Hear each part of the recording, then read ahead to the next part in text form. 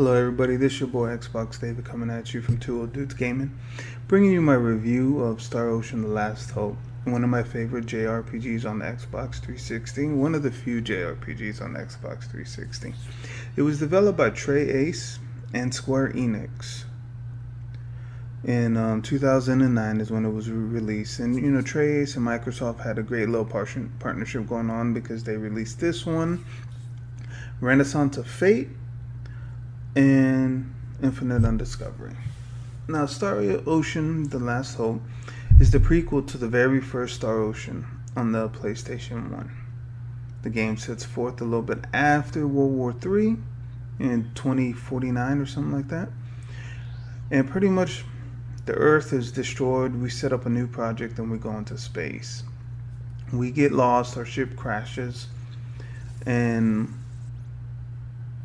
it's a wild adventure from there. I'm not going to spoil it from you, but it's a great adventure. We meet an alien that looks like an elf, because you got to have elves in this game. So we find the elf. We're shocked that there's an elf, because we didn't know aliens existed, and it's a great little story arc from there on. Then you go from that little caveat to the adventure. You got to go from one planet to a different planet, fix your ship, and adventure out throughout the ocean of the stars, which is why I love that name. It's such a great name. But what it is as you go along, you have, it's your traditional JRPG.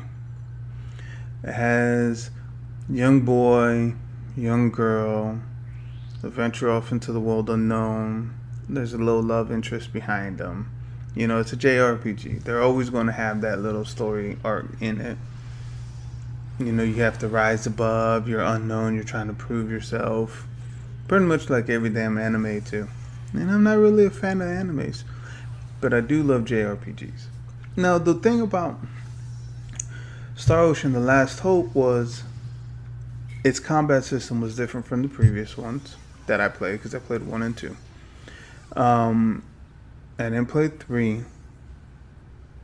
But they were turn-based, and I'm more of an old-school JRPG player that I love turn-based games. My favorite RPG of all time is Phantasy Star Online, or Phantasy Star 4. And then I love 2, 1, and 3. Even 3 is a good game. I mean, a lot of people hate on it, but it's a good game. But back to this game. When I got this game, it was different. I was expecting more of a turn-based, but it has a little bit of turn-based elements in it, but it's more action oriented. Then you could switch between each party member, kind of like Dragon Age 2 and Dragon Age 1, but Dragon Age 1's combat was different. 2 was more action packed. So you had it like that, and then you could go through and you make your combos. You had X for your basic attack, Y for multiple different types of skills that you can have, and your combat was fun. You log in. Well, not you log in, but you zone in. You see enemies on the map. You attack them head on. It's a regular straight fight. If they attack you from behind, it's a surprise attack. If you get them from the back or the side, it's a preemptive attack.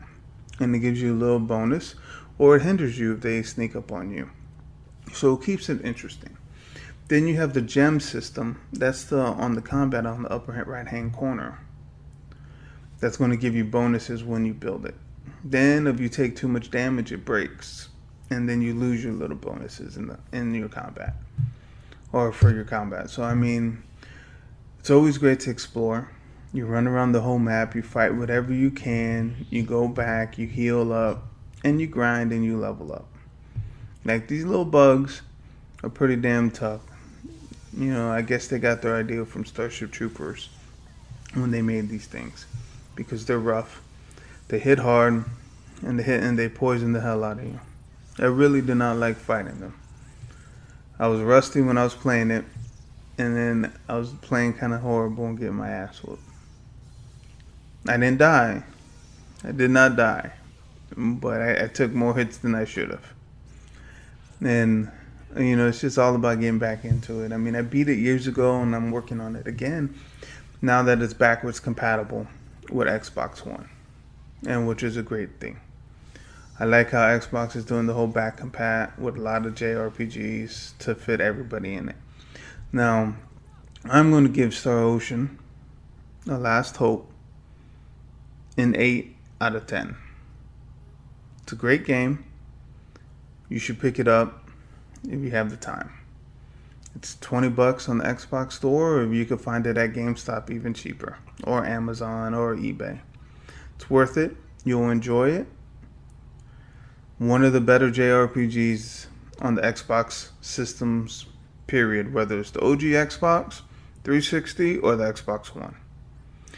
This your boy, Xbox David, signing off. Peace.